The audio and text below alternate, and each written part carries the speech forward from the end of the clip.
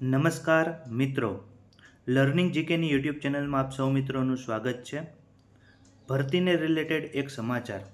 વિદ્યાસહાયકની ભરતી ધોરણ 1 થી 5 ગુજરાતી માધ્યમ, જેની અંદર વર્ષ 2026ના ઉમેદવાર માટે ખાસ અગત્યની સૂચના અત્યારે આવી છે કે 2026ની ભરતી અન્વયે હેલ્પલાઇન નંબર ઉપર તેમજ સ્વીકાર કેન્દ્ર ઉપર આવેલ મૌખિક રજૂઆતોને અન્વયે ઉમેદવારો હાલ જે ફોર્મ ભરવાથી વંચિત ન રહે તે હેતુથી સમિતિ દ્વારા કેટલાક નિર્ણય કરેલ છે. તે અંગે નીચે મુજબની અગત્યની સૂચનાઓ ઉમેદવારોને ધ્યાને લેવા જણાવવામાં આવે છે.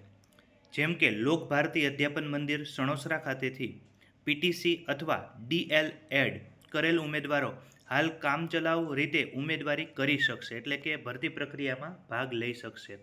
તેમજ જે ઉમેદવારો આ સંસ્થામાં હાલ બીજા વર્ષમાં અભ્યાસ કરતા હોય અને ટેટ 1ની પરીક્ષા પાસ કરેલ હોય તેવા ઉમેદવારો પણ કામચલાઉ રીતે ઉમેદવારી કરી શકશે, એટલે કે ભરતી પ્રક્રિયામાં ભાગ લઈ શકશે.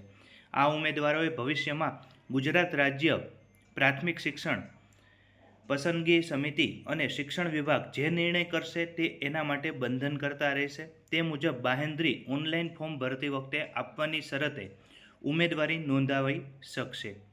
જે ઉમેદવારોએ ડિપ્લોમા ઇન એજ્યુકેશન એટલે કે સ્પેશિયલ એજ્યુકેશન અથવા તો 4 વર્ષીય ઇન્ટિગ્રેટેડ એજ્યુકેશનના અંતિમ વર્ષમાં હોય અને ટેટ 1ની પરીક્ષા પાસ કરેલ હોય તેવા ઉમેદવાર પણ હાલ કામચલાઉ રીતે ઉમેદવારી નોંધાવી શકશે.